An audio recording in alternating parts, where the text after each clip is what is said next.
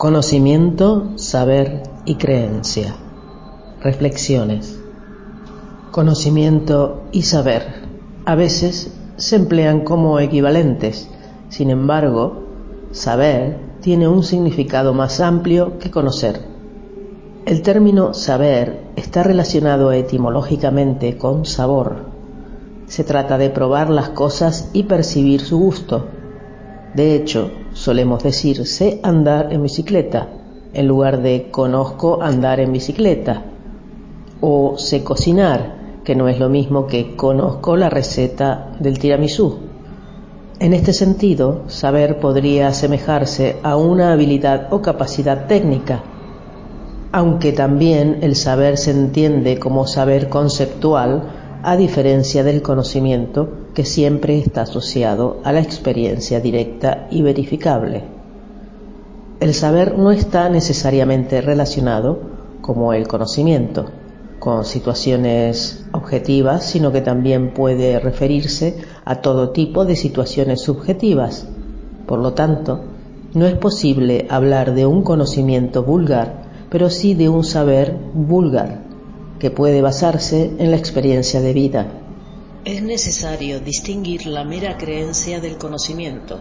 Que alguien esté dispuesto a sostener una afirmación no implica por sí solo que sea verdadera, ni que la persona conozca aquello de lo que habla. De modo semejante, que alguien no crea lo que dice alguna proposición no implica por sí solo que sea falsa. La creencia, la sola afirmación de una proposición sobre el mundo, es un aspecto subjetivo o personal y no debe ser confundida con una experiencia objetiva y comprobable, que es una condición del conocimiento. Cuando una creencia se basa en razones, se considera que está justificada, pero no toda justificación es certera. Hay distintos grados de justificación. A veces, la razón que tiene un sujeto para sostener una afirmación es solo una certeza subjetiva. Esto es lo que sucede cuando la única explicación que damos para fundamentar lo que decimos es tengo la sensación, o un me parece, o es mi opinión. Aquí no se busca una justificación para tener razón. Simplemente es dar un punto de vista personal sobre un tema. Sin embargo, cuando hacemos un esfuerzo y al me parece le agregamos por qué, entonces se comienzan a evaluar esas afirmaciones según sus justificaciones. Cuando se apoye en alguna autoridad, la justificación será más o menos convincente según se acepte o se rechace dicha autoridad. Por ejemplo, cuando un niño justifica su afirmación diciendo ¿por qué lo dice mi papá? O ¿por qué lo dice la maestra? O cuando un adulto justifica sus afirmaciones diciendo lo dijeron en la tele, en general se considera que la justificación es débil. En cambio, se considera fuerte, por ejemplo, cuando se justifica una afirmación por haberlo estudiado en un libro de ciencias o por haber realizado un procedimiento matemático. Cuando la justificación exige una observación, como hoy no hace frío porque saqué la mano por la ventana y no sentí nada, se ponen en juego el uso de los sentidos, las condiciones en las que se hace la observación, que la porción del cuerpo sea suficiente como para hacer una afirmación más general, y también los conocimientos previos de los individuos, que se sepa qué significa la palabra frío, por ejemplo. La observación requiere de los sentidos si es solo experiencia, o de instrumentos y control de variables si se trata de una experimentación científica. Así pues, la complejidad y la confiabilidad del procedimiento de justificación determinan su mayor o menor debilidad. Las afirmaciones que no tienen justificación o que se apoyan solamente en la autoridad son solo creencias y se denominan dogmáticas. En el presente predomina el valor del conocimiento. De hecho, se suele decir que es la era de la información.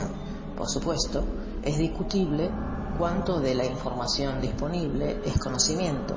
parecería, en consecuencia, que las posibilidades de conocer fueran tan ilimitadas como la cantidad de conocimiento que, en principio, está ahí fuera, esperando que echemos mano de él.